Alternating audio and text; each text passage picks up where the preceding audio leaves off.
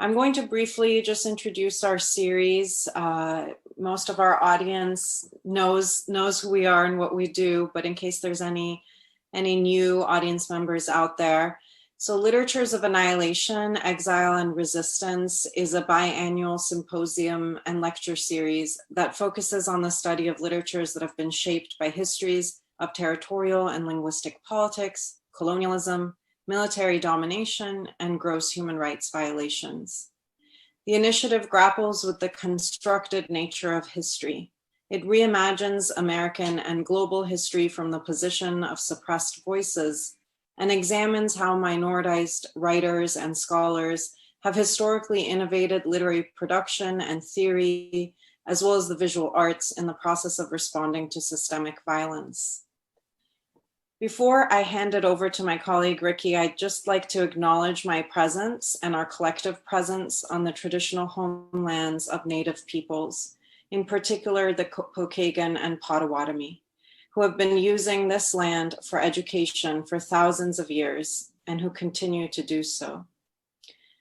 So my colleague, Ricky Herbst, is the cinema program manager for the Browning Cinema here at Notre Dame. And before taking on that role, he was Notre Dame's law school's assistant director for public interest law.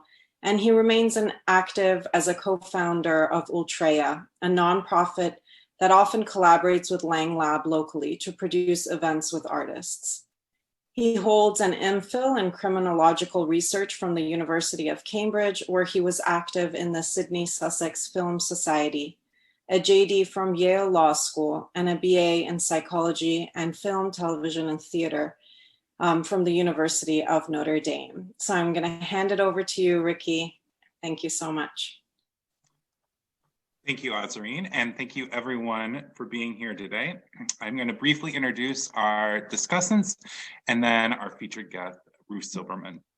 A French and American scholar and filmmaker, Olivier Morel is the director of several feature-length nonfiction films and the author of essays in various formats, including the graphic novel. His academic work, as well as his films, highlight the importance of creation in the arts, specifically music, literature, cinema, and photography, in the perception of historical events. At the University of Notre Dame, he is an associate professor with a joint appointment in the Department of Film, Television, and Theater and the Department of Romance Languages and Literatures. Ernesto Verdeja is an associate professor of political science and peace studies at the University of Notre Dame.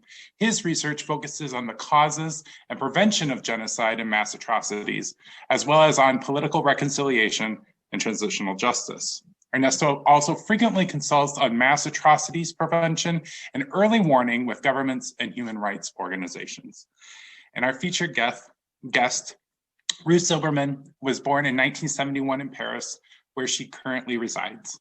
As a documentary filmmaker, her filmography credits include The Man Without Pain, 68 Years Zero, and Dissidents. Her novel, The Department of Missing Persons, was published in English by Arcade Publishing and also translated to German and Spanish. Now added to our already substantial body of work is a new film we will be discussing today, The Children of 209 Saint-Maur Street.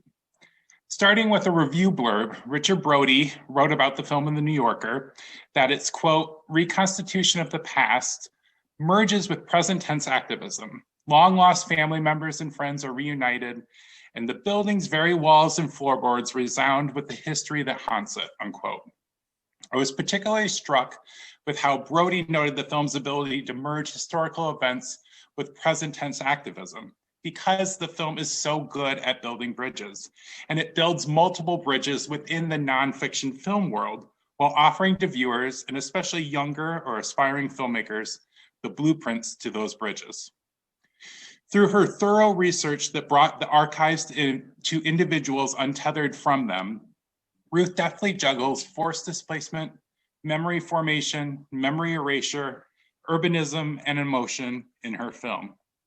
She does so by reawakening the past stories of those who lived at 209 Saint-Maur Street, and through her film, allows those narratives to be conversant with and within the present tense building, those who reside in it, and those who return to it.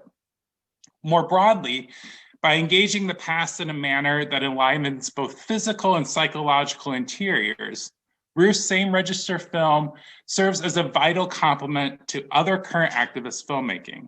As neighbors, if not roommates, to other nonfiction films focusing on exile, either at the local level in a film like Sue Friedrich's Gut Renovation, or the global level in a film like Ai Weiwei's Human Flow.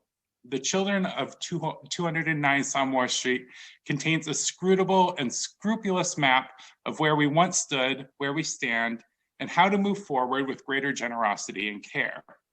Now we can turn to her to tell us about her work. Please, everyone, welcome Ruth Zylberman. Hello. Well, I want to thank you a lot. And first of all, I want to apologize for my very rusty English. So I hope it's going to be fine. I'm really glad that there is this presentation of this film. And you were noticing, Richard, that there were a lot of bridges present. And of course, I cannot help but thinking that there is a huge bridge now with our pandemic world. And I was thinking about that, of course, last year when I was in lockdown in Paris behind my windows, looking at my neighbors and trying to, and also seeing them, opening their windows in the evening and clapping and cheering the people in the hospitals. And it was for me, it was a very strange feeling to see that what I had worked about during the year of the war, of the occupation, that is what happens in a building, and what is this is also the subject, of course, of microhistory. What are the connections, the social connections between a small community as a building? It was suddenly reenacted in public life somehow, in front of my eyes, with all those neighbors, talking between windows, because of course, I don't know, it's very different in the US, of course, because you have a lot of houses. But here I live in a street where buildings are very close and windows are very close from one another. So I had suddenly, in direct life somehow, the experiment of this micro community that on a daily basis, on a daily level, we create. And I must say that also I had a lot of testimony from people writing to me after reading the book or watching the film, of how it evoked a very sensitive experience of what they were actually living. So I'm very happy that you underlined this notion of bridge between past and present, because I think this is one of my main tasks doing films and writing books, to show that the past is never, of course, closed in its, in its bubble, in its very far away bubble, but that it has, that there are ways to get into this bubble and to interact with it. And of course that it's talking about us mainly also. So maybe this is the first notion I wanted to tell you, that those bridges are unfortunately very actual. I have more than 1,000 questions for Ruth, and I've known Ruth for many, many years, and I've seen her work develop. And among the very first words that occurred with, I believe it's your first film, right? It's Paris-Fantômes, right? Paris-Fantômes, or ghosts, right? And so, one of the things that I would like to do as a start for the discussion is perhaps watch one or two clips of Les Enfants du 209 Rue Saint-Maur. That's the French title. I'm not sure about the English title, by the way. It's The Neighbors. You know, something Well, like it has the different neighbors. There are titles in several English. titles around, right? Yes, different. Yes, there Okay. are several titles. Okay, Yes. so why don't we see, I mean, watch two short, I don't know where I will cut, by the way, it's difficult, but two short clips from the film. And then, yes, I have thousands of questions, but I might restrain myself to, you know, 3-4 questions, key questions. And I hope it's not going to be too technical, because it is somewhat complex, what I think Ruth is doing to what is often referred to the memory of the Holocaust, or the memory of Shoah, as we say in French. And we could also have a discussion about those terms, by the way. I believe it just gives us, and especially for those who had not a chance to watch the film, you know, the ability to catch a glimpse of the atmosphere of the film, but also of the audacious creative moves that Ruth is also engaging with her cinematic work, right? And so I believe that this creative, you know, dimension, this artistic form that she's chosen, could be the starting point of a discussion about the film. Because in so many ways, I believe that this artistic invention that Ruth might describe, and that might be my first question, you know, how did you come up with this idea that we see? And I don't even want to put words on what we saw, what we just watched. How did you come up with this idea? Because I believe that it is from the broader perspective of narratives about the destruction of the European Jews, or the Jews of Europe, as it's referred to by historians, right? In an enormous body of work. I think creatively it is altering, it is changing our concept of memory. But I don't want to expand on that. I'd like to hear what Ruth has to say, and Ernesto and others. And maybe later in the conversation, I could explain what I mean by that, because I truly believe that this is, and I'm not saying this lightly, this is an earthquake, what Ruth is doing with her cinematic work, as well as with this autobiography of a building that is still not available in English, but it will. I hope it will, and I hope that a publisher will pick this up, because I think it is a masterpiece as a literary work, but it is also a masterpiece in terms of our notion of history and how we conceive memory in regard to writing. Memory is always, in one way or another, an art of writing, but this is changing the game dramatically, as well as the novel. Yes, I mean, this is a possible start for the discussion that I hope we could have. I don't know if that makes sense for you. Yes, of course. Maybe you can let. Thank you, Olivier, for this. For this incredible introduction. Maybe I can come back to what led me to make a movie about a building, a Parisian building. First of all, it's just a very simple experience that I have, and that many share with me all around the world, not only in Paris.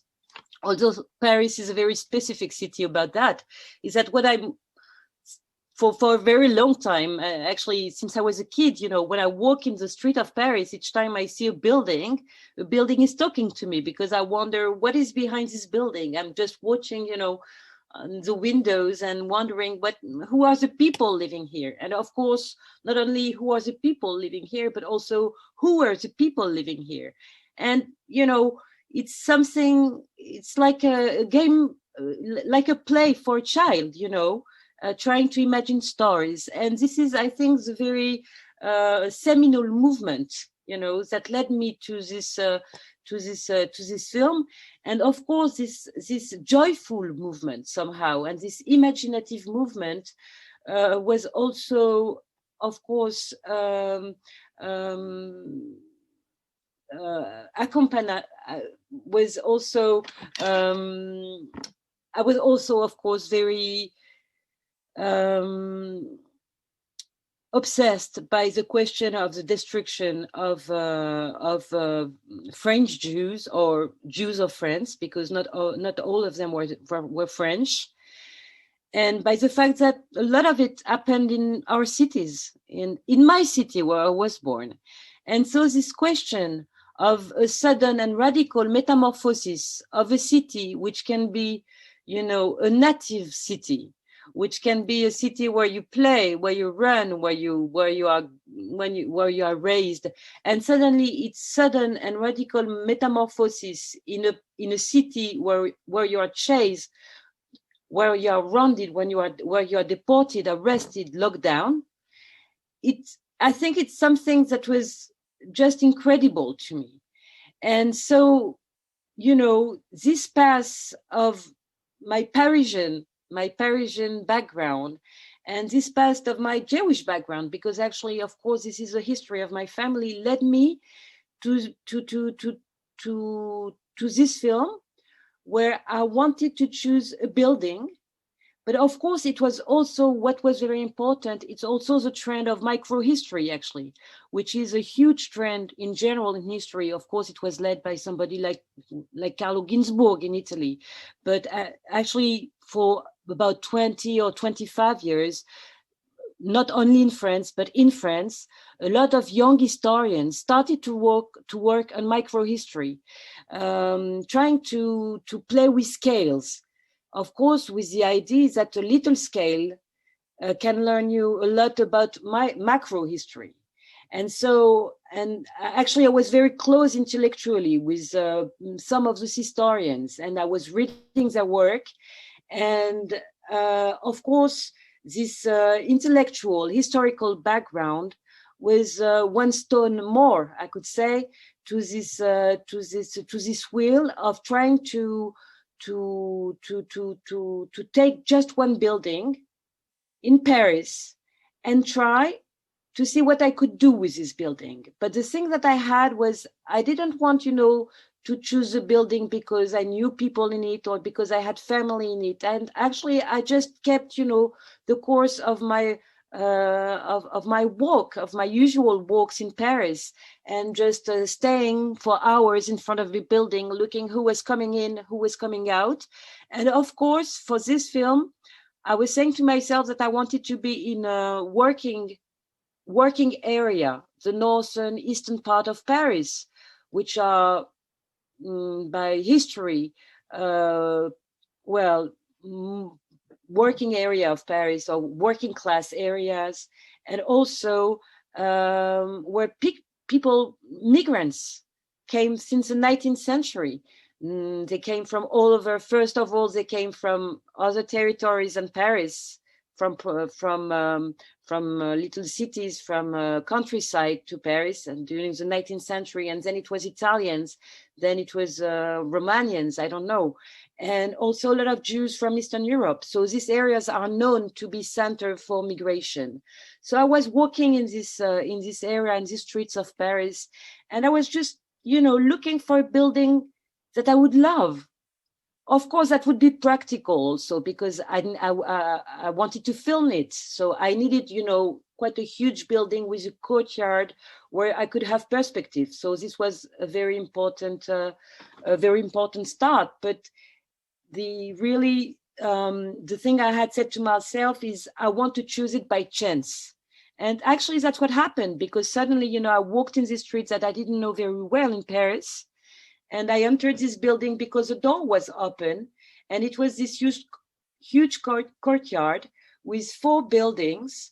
So, you know, I knew there were a lot of people living there in nowadays, but also that there were a lot of people living there a long time ago. And I said to myself, okay, I pick up this address. But the very important thing to say is that I could have chosen, you know, the 207, the 211, the 211 Rue Saint-Maur, and a new film would have developed. But because you could tell, you know, you could pick up any building in Paris and tell its story. And so I started, when I picked up the address, you know, I started to do the research. And that's how everything started. And the research were basically, I would qualify, you know, two main type of research. One was a very, in the archives, of course, many kind of archives. This is a historical work where I was helped with some historians too, with different type of sources, archives which were related to the persecution of Jews, you know, arrest files, camps files, and so forth, or Aryanization files, because as you know, many shops, for instance, were made Aryanized, so they were transferred to Jewish hands to Aryan hands, and so there was this huge archive work, and one of the source which was very important, and we briefly saw it on the extracts that you show, Olivier, was a census, because in Paris you had census since 1926. It's very easy. It means people, you know, from the administration get into the building, they knock on the door, they open the door, and then they write on the census who is living here, how many people are in the family, where was they born, what is their job, where, and what is the date of birth. So I could get, you know, kind of sociological and demographical glimpse of what the building looked like since 1926, and more important, to look for people who had lived there. I had names, and so with the census as, you know, as a fundamental archive, just I started to look for people who used to live there in this building, and some were very easy to find. They were just listed in the phone book, you know, and I just to pick up my phone, and it was so weird, you know, that it would be so easy to get to them. And of course, some were more difficult to find because none of them actually still lived in the building. All of them, whether lived in Paris, whether lived outside Paris in France, and some of them lived in Israel, in the US, upstate New York, in Australia. And some of them, of course, it was only chance and coincidence, but in this kind of research, you always have very strange coincidence to help you on your way. And so basically I would say that is, you know, how I started and the method I used, which is both of a researcher, but also of a detective somehow.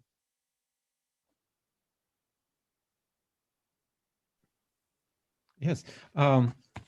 Among the things, since we're talking about also translation, right?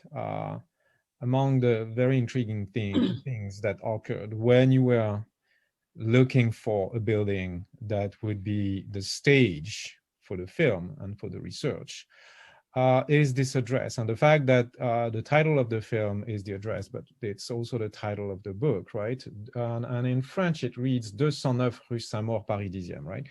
And one of the things that occurred, like I said, is also how your mind and your subconscious is working in this. And I think that this is one of the marks of the defining features of your work, that you also work with your own. You work like, yes, you are working like an investigator, like a detective, like a historian, that is in a very rigorous and meticulous way.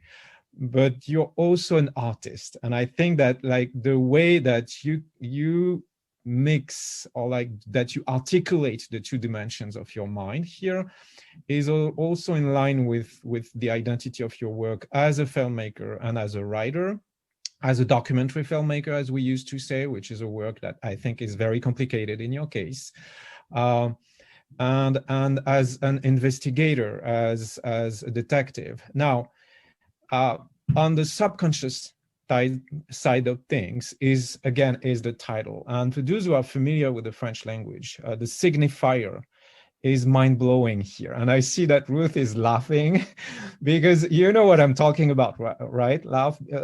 Ruth, because when you say it could have been the 211 or the 213 or, you know, but it was the, and I'll say it in French again, the 209, and Rue Saint-Maur is not any name also, right? So would you like to expand a little bit on this? Because I think that this this idea of the film and of the book being like, you know, being a secretary, right? You know what a secretary is, right? This is a piece of furniture, and we're talking about furnitures here and about the different stages, right, of the story. The furniture known as the secretary is this certain type of furniture in which we keep keys that allow us to open, you know, treasure boxes or secret doors in a building. And so this is a very ancient word, but the making of the film is also about this, and the writing of the book is about opening those doors of memory, finding the keys, and one of the most critical and poetic keys in this story is the title. So would you like to expand a little bit on what the title means in French, if it is read as a signifier in a certain way? Yeah, actually, you know, Olivier, the striking thing is that I only realized this maybe after 2 years. I had started to work about this, you know. It really, because of course Saint-Maur means death. Mort in French means death, and saint, death. So this is basically the meaning of the name of the street. But 209, and I didn't figure it myself. It was one of the women living in the building who told it to me. You know, I really did have, I didn't realize it myself at the beginning. 209 mean new blood. In new blood. I don't know how to translate this in English, but it would be new blood in the street of where the deaths are saints. I mean, it's amazing. If Jacques Lacan was still alive, you know, he would have gone into love like crazy, because it's crazy. I mean, 209 Rue Saint-Maur is really something for Lacan. And of course, there is this antithesis between the new blood of the 209 and also 209, there is this notion of movement. And this antithesis between this new blood and the death I'm talking about. And we're going back to what Ricky referred to again in the beginning of this talk, this link between what is living and what is dead. And for sure, sometimes I was very unhappy with what I could see with, let's see, Shoah literature or Shoah films, with the fact that this bridge you were referring to was not built. And this tension between what is alive, but I mean alive not only in a very organic way, but also alive in memory, and in a memory that can be created, in a memory that is always, you know, changing, always to be called, that is not a stereotype.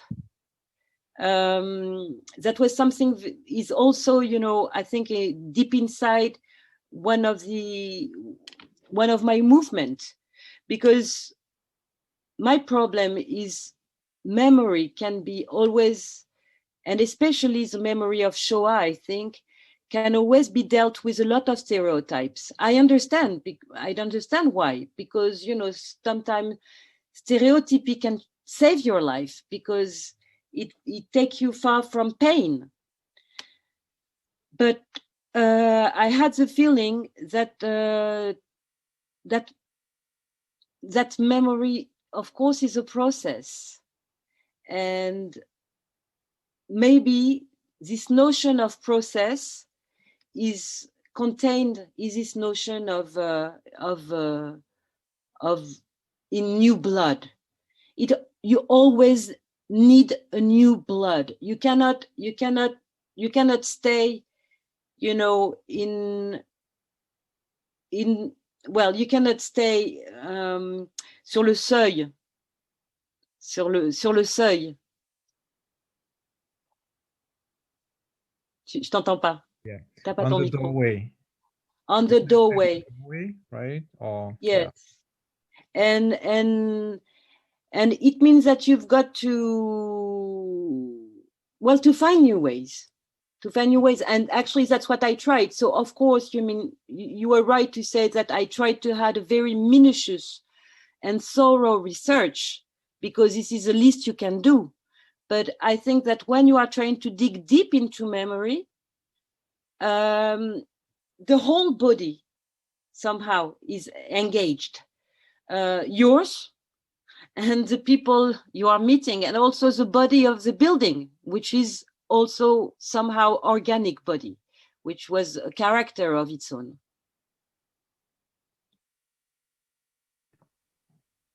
Ernesto, I know that you had comments or questions. Thank you, Olivier.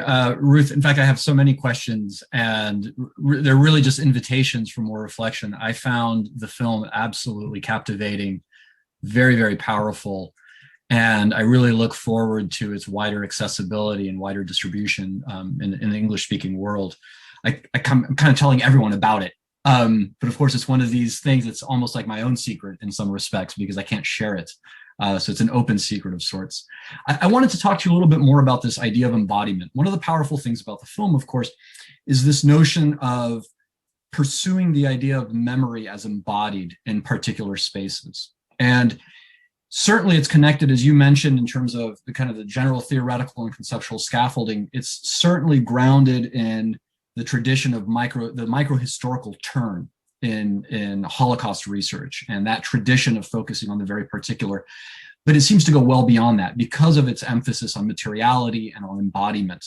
It's the embodiment not only of the people who have had these particular experiences, but the embodiment of experiences in the actual building. And the building evokes all of these responses and reactions from people who had these transformative experiences there.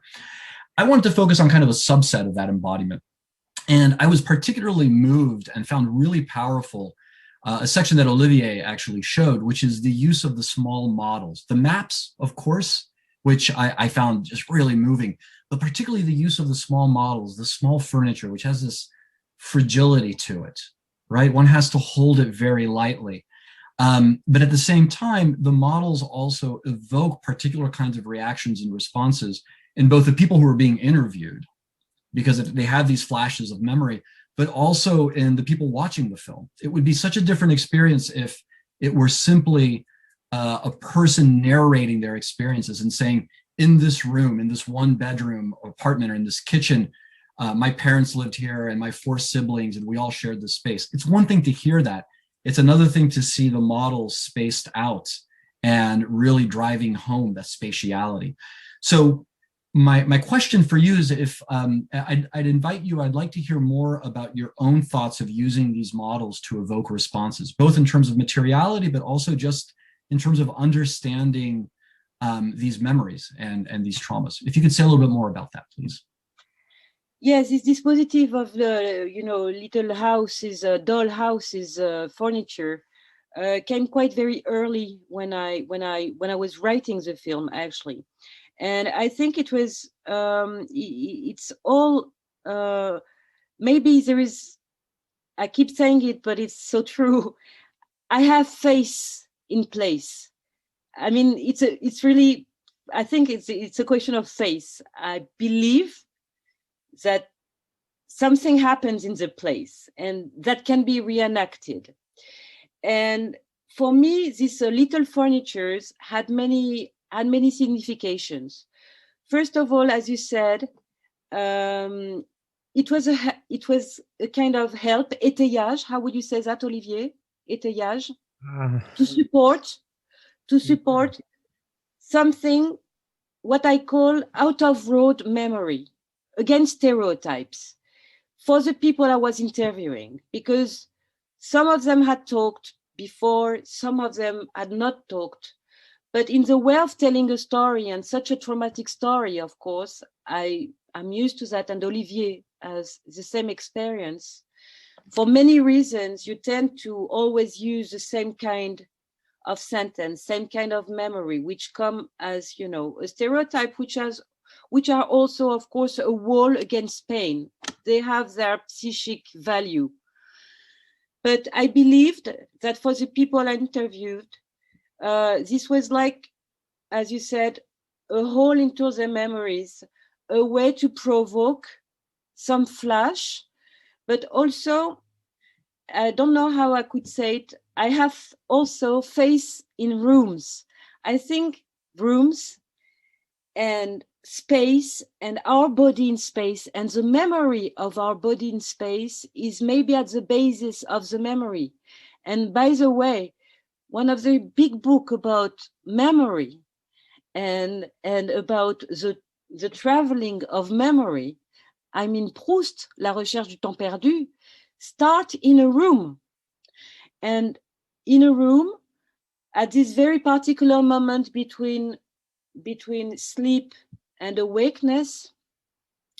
And it's also, and it starts with the memory of your own perception of your own body in one space. And I think this is everybody can relate to. When you try to remember your own life or your own childhood, what comes first to you?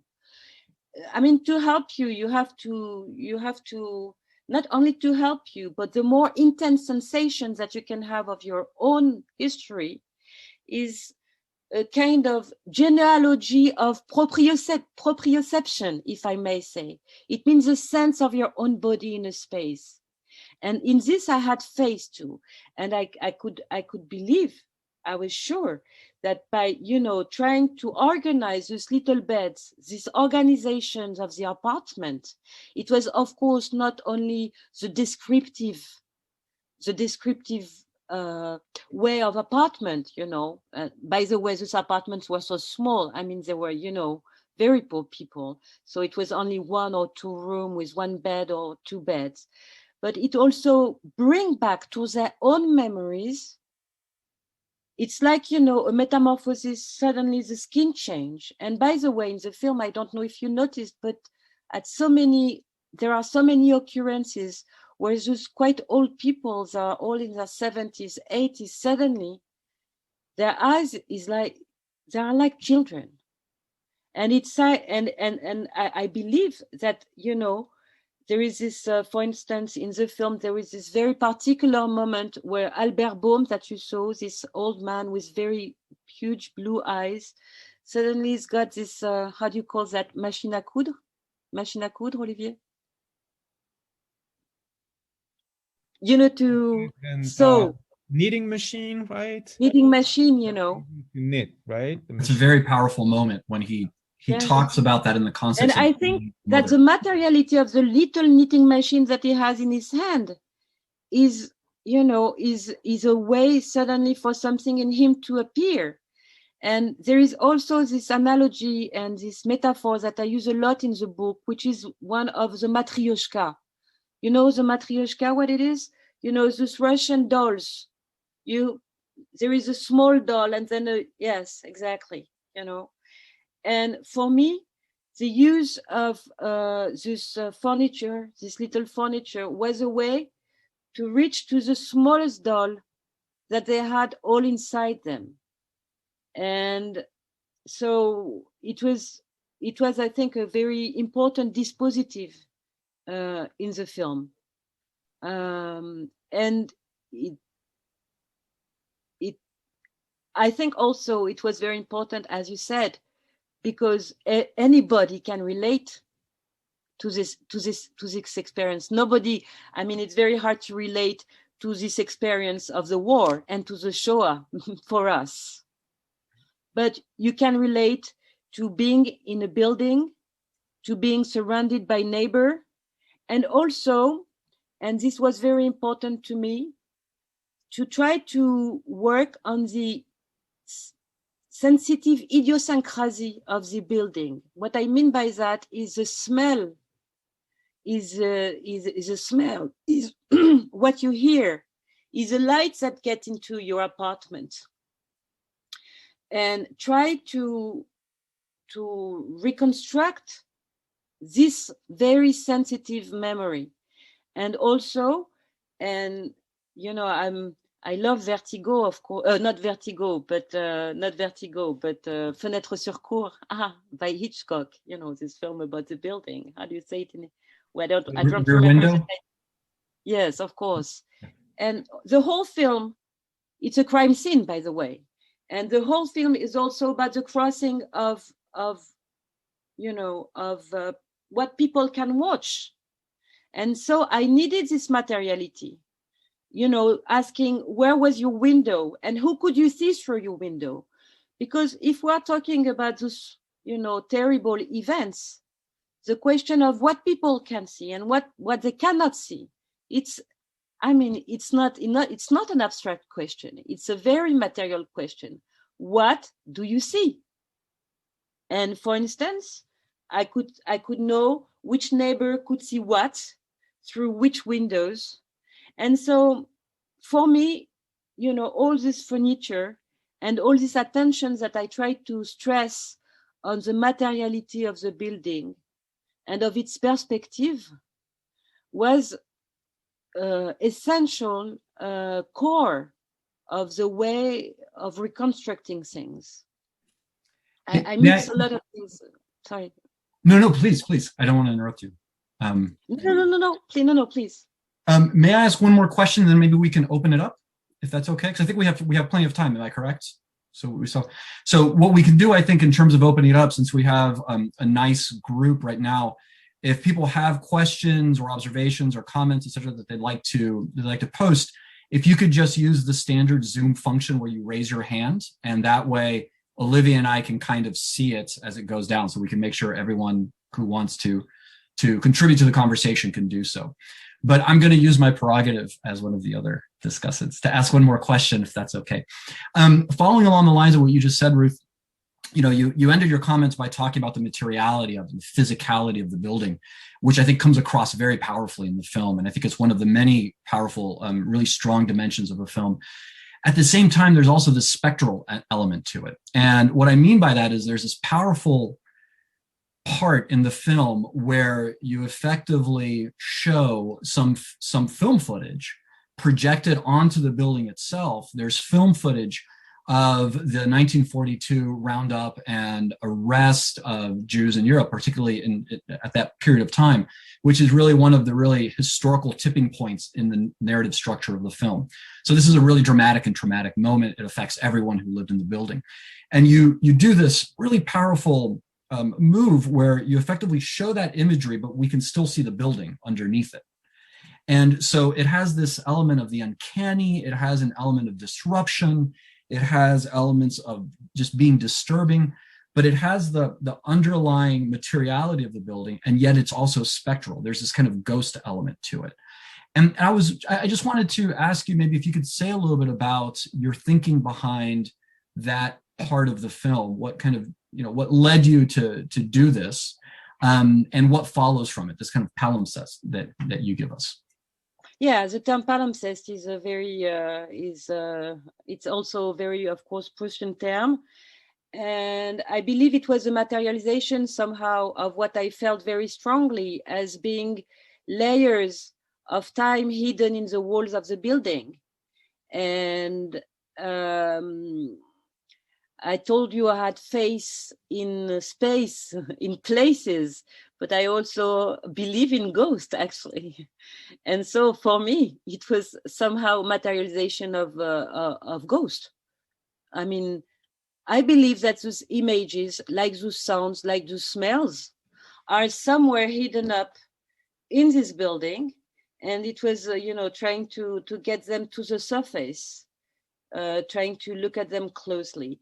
I must say too, because this is an important point, I think also that, I did this one evening, and I thought it was very interesting to project all those archives on the wall, first on an aesthetic point of view, but also because I was wondering what would be the reaction in the neighborhood, because it was, it was in the open somehow. History had come at the surface of the building. And so it was a very interesting, finally, I didn't edit this sequence, but for me, it was also what was the reaction of people living not only in the building, but also in the neighborhood. What can this image mean to them, and what it can lead them to think about their own building?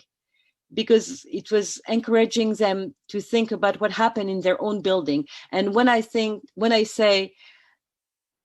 to think about what happened, I mean, of course, the war and the rounding up and what happened during the war, but not only. To try to let them to think that the daily place where they live is inhabited by other people from the past, and not only, of course, from the war, but from many layers of time.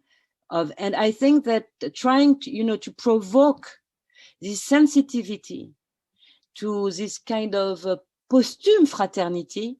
I don't know how to put it, but posthume fraternity might be the term, and not only in museums, not only, but in once again, in your daily life, in the place where you live with your own neighbors, is, I think, quite interesting,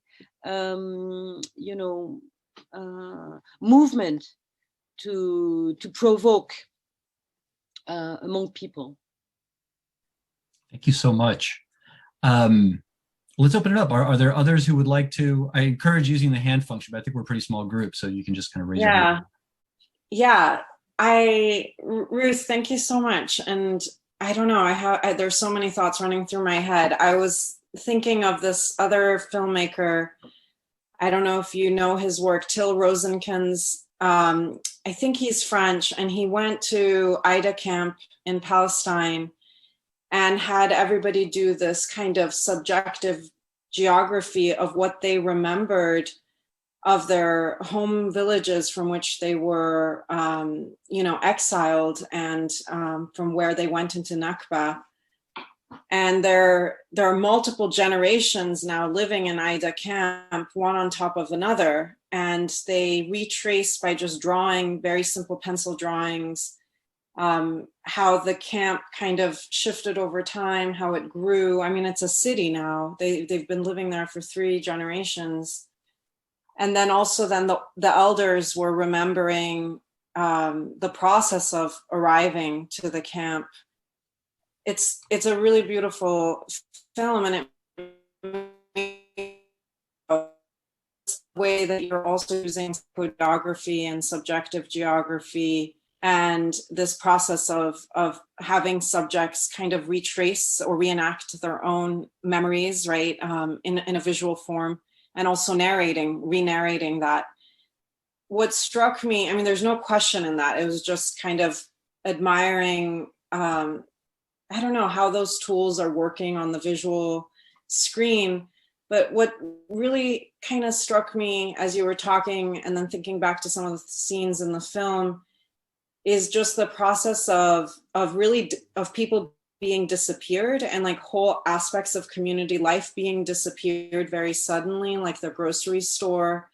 And I felt just the shock, but also then it made me very curious about the horror that people at the margins of these disappearances might have felt, like people who weren't Jewish, but who maybe would shop at that grocery store, and those other forms of like subtle, I don't know, the way that our own traumas interact with one another in spaces to different degrees. And then within the life of the building, I was really struck by the woman, I forget her name, who lives in the village. And she gets to a point where she doesn't want to go any farther because she's in so much pain, remembering, particularly because her own family history was very divided, right? She's talking about her brother, and she's unable to just kind of wants to stop, right? The whole process from resurfacing.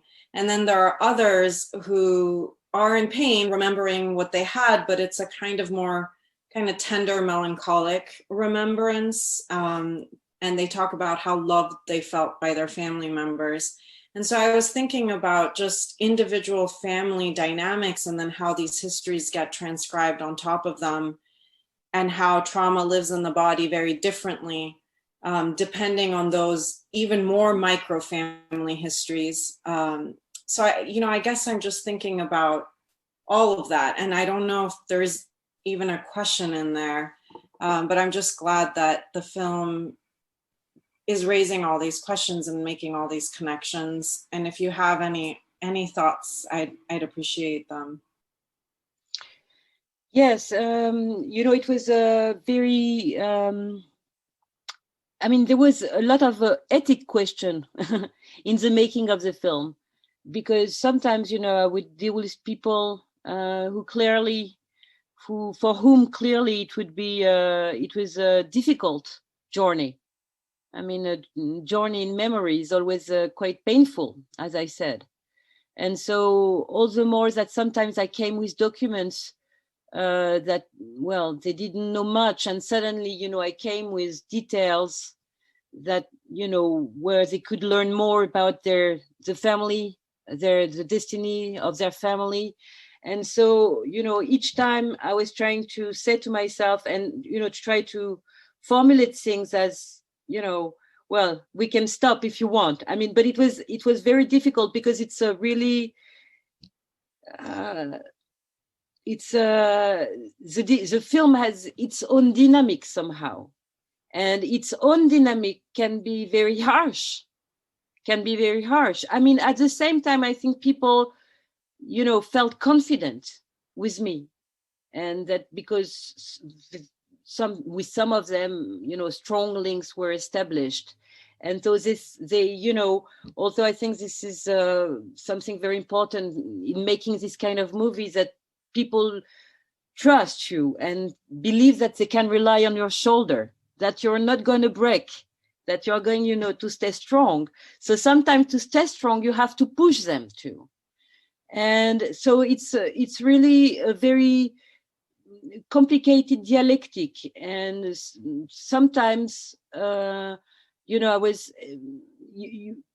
talking about this woman in this village who has a very difficult family history, because actually her parents did hide a Jewish family during 2 years, which is in the building. And in the very building, and her brother was a collaborator with, he was in the army with the Germans. So in her own family, there was this terrible fight.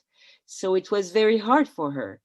But so at many points during the movie, I had to stop and reflect and say, okay, what can you tell them? How can you formulate things? And also to let them know that the door was open and that we could stop if they wanted to stop. So this is something, that you meet very often in doing the movies. And it's true that after that, each historical trauma is embodied in a very, singular way. It depends. It depends with each family. And of course, you're right to say that each family history, each individual won't react with the same intensity, or will have the same different ways to cope with the trauma. And so also I had to sense that somehow. Every time I had to meet with people, I had, what you say is also something very important to me, because whether with the people that I met during the film, or whether with the people that I evoked, which were dead during the war, one of the things also which led me to choose this way of telling this story and adopting this narrative is that they are not only victims, for instance, of the Shoah, or they are not only witness but they are individuals. And during the war, there were individuals making choices, having special taste, And this is also maybe my way of trying to try to individualize them. And this goes for the death, but this goes also for the living. And as I was saying earlier, I think it's particularly strong for the memory of the Holocaust, but I believe in many, traumatic collective events to get out of stereotype and archetype, I think is the key. Yeah, sorry if I can just speak for another second. I think that's so, it goes back to what you were saying, Olivier, too, about the way that this is complicating the memorialization of the Holocaust, in the sense that it's, I think that, like, even the ways in which after a traumatic collective event, there are oral histories or testimonials that are recorded, and the constraints surrounding those rhetorical acts, which themselves can be stereotyping, right, mutually, because there's a kind of performance that's expected in order to really use the subjects to create a macro history of, testimony and resistance, which I think is obviously, I think we all agree is so important, and yet it also obscures so much. And, I'm also really struck by how global this experience is when there is trauma or war, conflict, revolution, and families can be divided along political, ideological, religious, and sometimes even ethnic lines within a core family, and how each member of that family then relates back to the memory of that event and the ideological betrayals within the family unit. And it's just, I think all of those subtleties are very hard to capture, because people, and I speak from my own experiences of growing up, in a family, an Iranian family after the revolution, where people were divided, and there were people who would never speak to other people, and no one really ever spoke of anything, to be honest. But it was very palpable. Those tensions were, it was very obvious that there were betrayals, that things had gone wrong, that people were deeply wounded in ways that they couldn't even put into language. And this act of microhistory, I think, is just occurring to me that it's one way to re-enter that space and actually kind of start to extract those silenced memories, and begin a very different process of kind of somatic healing, right? So, yeah. But here, what is interesting here is that you have two scales, not only the individual or familial scales, but also the collective scale. And I think that it's this articulation between the collective scale of the building and the individual or family narrative that can be very powerful. I mean, that can be, so it seems, this seems to me that this articulation would, was trying to also to fight against, Manichaeism, as we know, Manichaeism is the enemy of sensation. And of literature, and of history, and everything. Thank you. Mark, you've had your hand up for a bit. Would you like to go ahead? Oh, thank you. I've just found this conversation absolutely fascinating. And so first, I just wanted to say thank you, Ms. Zylberman, for your work. I have to confess I'm unfamiliar with your films, but I'm very much looking forward to seeing them. The clips that Olivier showed were really, really captivating. And so I really look forward to looking, to seeing more of them. And I also wanted to say thank you to Ernesto and Olivier for your questions. They're really quite informative as well. And so, Ms. Zylberman, as you were talking about these micro histories and these kind of triggers of memory, particularly your use of the models, I was kind of following some of what Asserine was pursuing. I found the idea of ways in which to kind of take the people you're working with into interior spaces they may well not have visited very recently, or may not be as in touch with as they might have, in the way that you were talking about the man, this older man with these very young eyes. I just found that really, really compelling. And then you were, at a moment, you were talking about a very palpable smell for the building. And it came to me, I just wondered whether any of these people talked about food and the way in which they experience their family lives and these micro histories through food, or food as another kind of trigger for a passage through these interior spaces. Of course, we're in France, we're in Paris, so food is important. Come on. And for instance, this was, I remember, one of the tenants who lives now in Tel Aviv, Odette. Basically, in this building, there were 300 tenants before the war, among which 100 were Jews and 52 were deported during the war. Okay, were arrested and deported to Auschwitz, to give you just a general numbers. And so it's clearly, 100 Jews. And so she was talking to me about the pre-war period when she was a kid, and also the interaction with the non-Jews, with the non-Jewish neighbors, which were very common, and some very, some were very amiable. I mean, some were friends and stuff. But at one point she said, but we didn't eat exactly the same. We didn't eat exactly the same because we were eating like, our parents came, for instance, from, she was telling me, my parents came from Poland. So we were, we're cooking the Jewish way.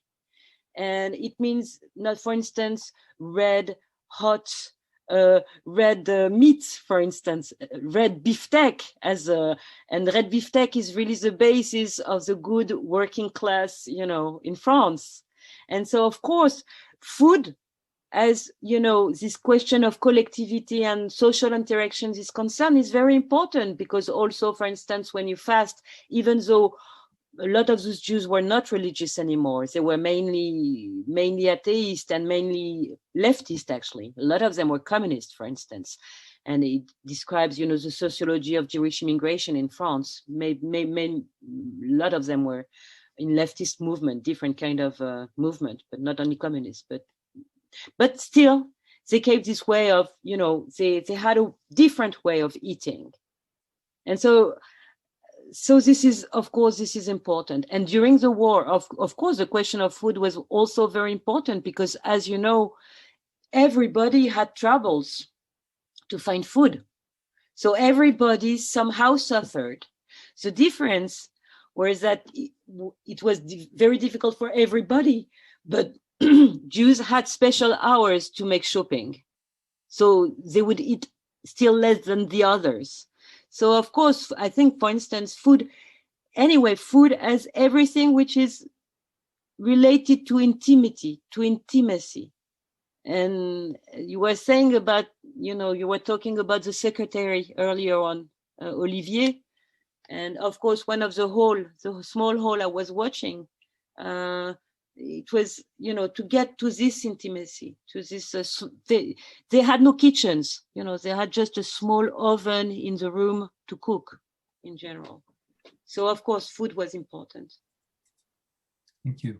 Thank you, Mark, for your question. Ricky, you have your hand up? Thanks. When you teach documentary film theory, a lot of times students want to make very holistic. I'm going to tell the whole story of France in the 1940s in one movie, and you're clearly pushing a different direction. And that's why I think it's such a great tool for teaching how to approach documentary filmmaker, nonfiction filmmaking. And one can even see how you could stack the deck, that a lot of students would be told, go find a very interesting story that will be your cathartic fifth act kind of jackpot, and then tell the other stories in the building around it and call it, a story about a building. And so you have a lot of faith in your approach, which I think is amazing. And I'm wondering how not only did you not stack the deck at multiple points where you could have? I'm curious how you kept it level through your editing process and how your approach from footage to final feature in the editing maybe brought some of the themes out or tamped down others that you were potentially going to pursue. And generally, because you have a great final film, what we could learn from how you cut this one. Well, yes, it's the thing is, I had a lot of, as I was telling you earlier, it was, and that's also one of the reasons I wrote the book.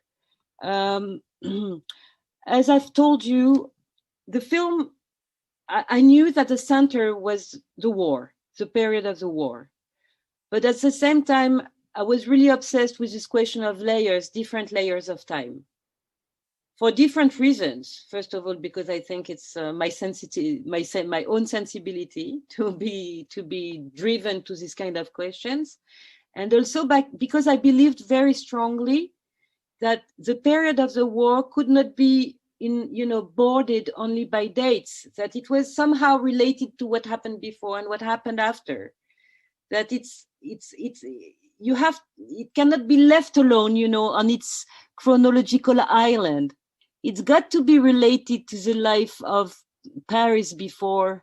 And I'm not talking only about political life, but more of, if I believe in ghosts, I also believe in ghosts before the war and that they can interact with the people living in the building during the war. And so I really wanted to try to work these different layers of time.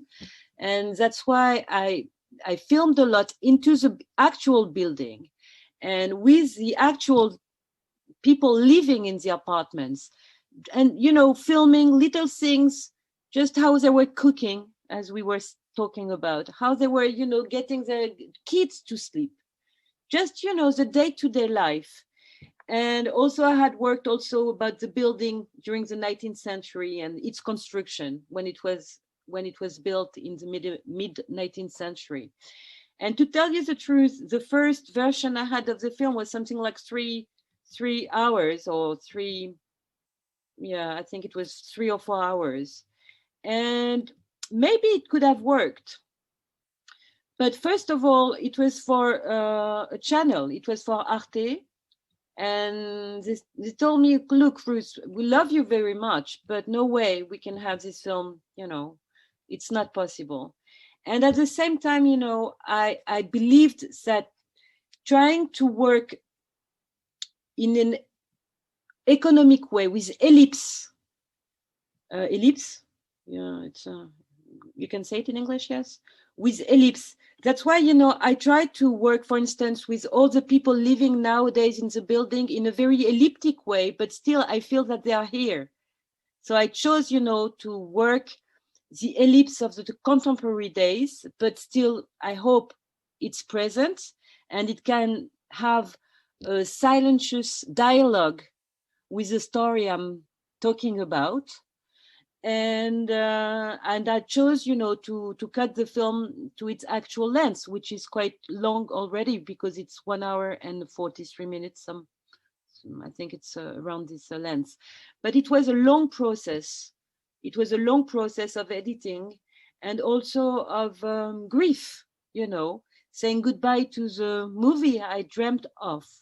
And it's one of the reasons also I tried to do in the book what was left apart in the film, even though I believe now that the film has its own coherence, that it's okay that it's centered about the war, but there were a lot of rushes. Actually, I had to work with a lot of rush because and we edited during quite a long time with a beautiful editor, by the way, who used to be the editor of Manuel de Oliveira, this Portuguese filmmaker who, for whom the question of time is essential. So I felt very blessed that I could work with such a talented editor.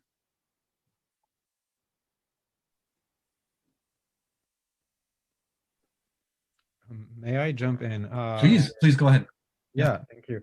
And get back to something to which I'm extremely attached in Ruth's work, in what I believe is a very powerful intersection between, for the lack of better words, fiction and nonfiction, between allowing the ghosts to enter the room, and imagination, and between also this whole realm of the dreams to which Ruth just referred, and the reality of the building. And as I was rewatching the film, and as I was also reading this one, especially like this thick book that Ruth is publishing after the film, that is a book that is not a making of the film. That is not, it is a history book. It is a book of histories, but it is also a literary piece, right? It is highly poetic. And I think that, okay, I mean, for a very long time, and I was about to say, even if it sounds a bit pretentious, but until we had Ruth, right, we could have considered this domain very far apart, and also something somewhat dangerous to enter in the field of mixing fiction and nonfiction, if you want to put it that way. I don't believe that this is what she does. I believe that what she does revolves around what she said just a few minutes ago about how memory, and I'm trying to quote what you said, because I think the reference to Proust is extremely important here.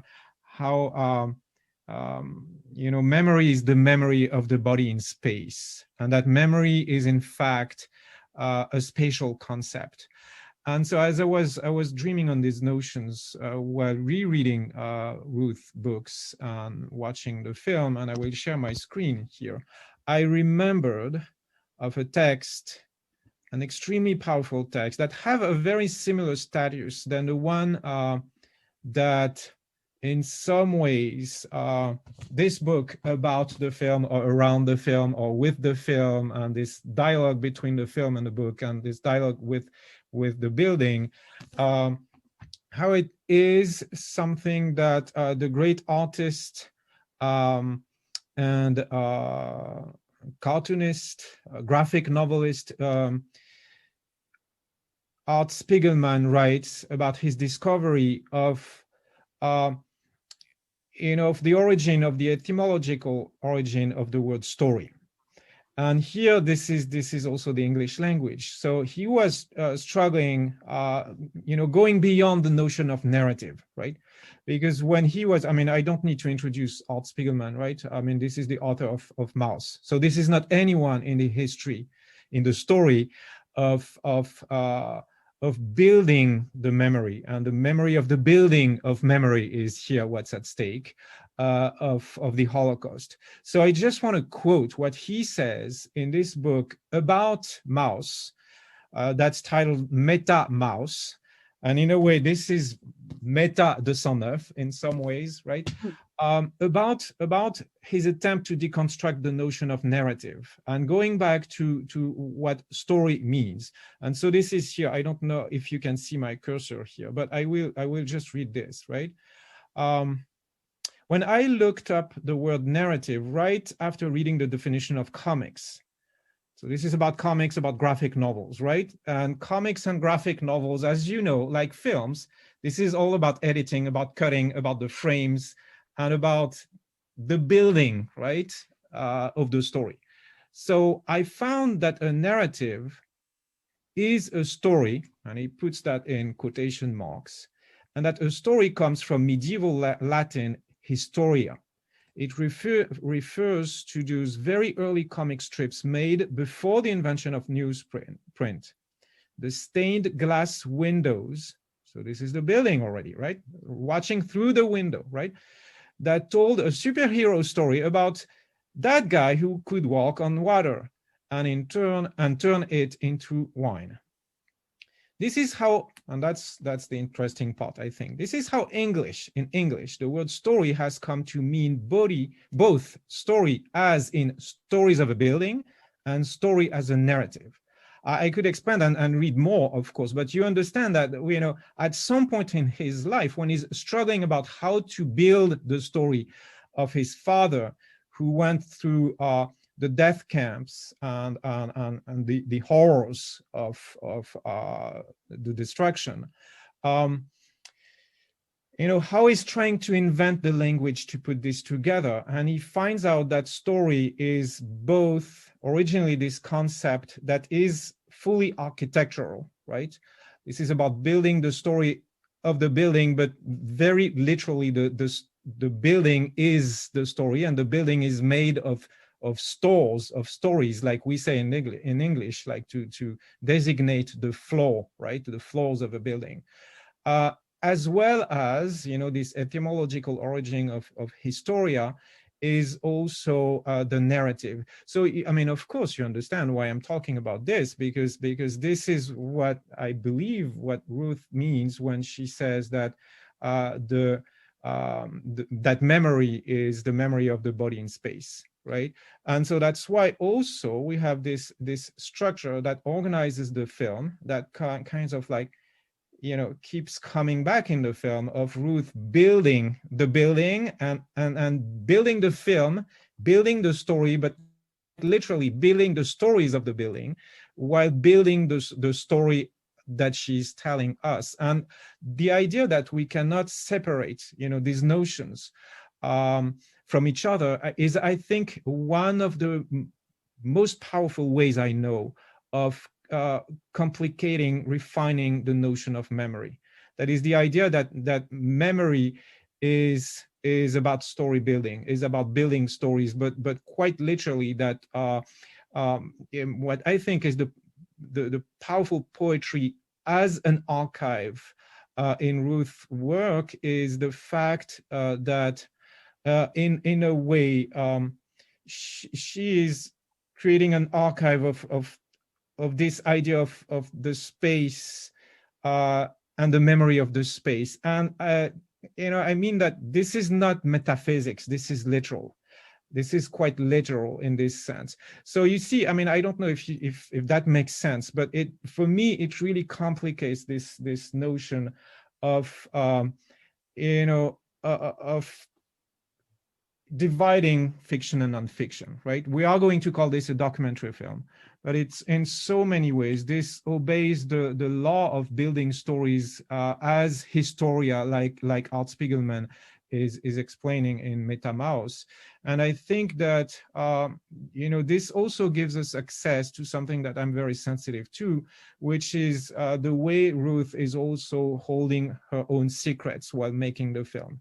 That is the fact that she's asking us also to interact with some kind of, you know, apartment complex that she has, right? The apartment complex, like this is both a psychoanalytical notion, but also a physical and quite literal notion. That is that she's interacting with her own, you know, psychic apartment and psychic lodging.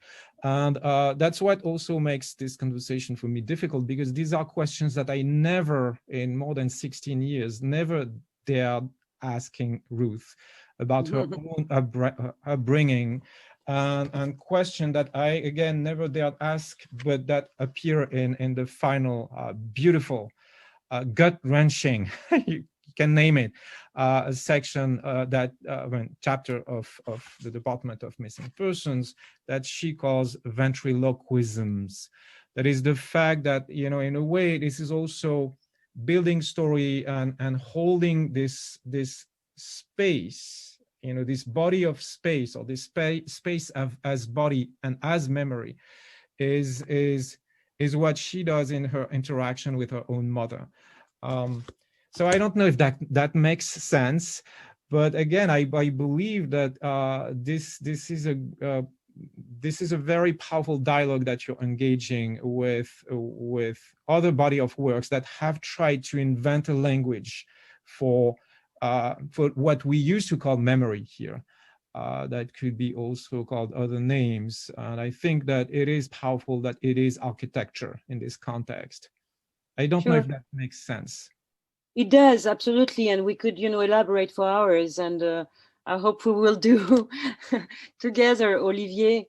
And what is for sure is that, well, if we quote again Proust, there is this notion, of course, of architecture, l'architecture de la mémoire, architecture of memory. And as you were speaking, suddenly I was daydreaming about, the cathedral and the windows, les vitraux. How do you say vitrail in English? What? The glass windows to Glass which windows, the figure might be cathedrals. referring. Yeah. Where only, big stories like the one of the man who walked on the water are told. But suddenly I was daydreaming about this kind of thing done in every building, and we are trying to build, not in cathedral, but in, daily little building, our own vitraux with the story of the people in them. And also and maybe I won't have time to elaborate, but, you are talking about comment est-ce qu'on dit déjà? Ventriloquisms, like Ventriloquism. And, people who are ventriloquism in French, we say que people are habités. How do you say this in English? Well, they are inhabited. I think this is a metaphor that we also use in English, like the fact that you're inhabited, that there's more than one in yourself. And I thought about also the building as a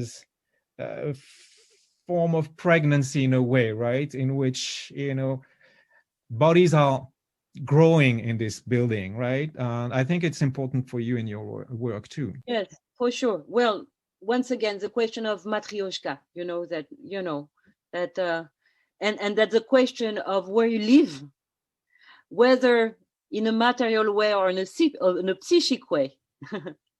It's a fundamental question. That's for sure.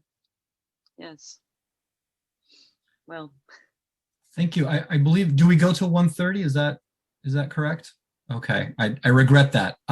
This has been a really fantastic conversation. Thank you so much, Ruth, for sharing your work and sharing your time with us, and spending a bit of time to just kind of reflect on some of these ideas. So maybe you can. Sorry again for my English, Oh, please. No.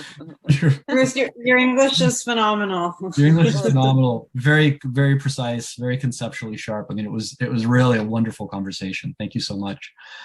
So please join me in thanking Ruth. Thank you, Ruth. Thank you. Bye-bye. Thank you. Thank you. All right, and I think we can conclude now. Thank you. Thanks, everyone. Bye, everybody.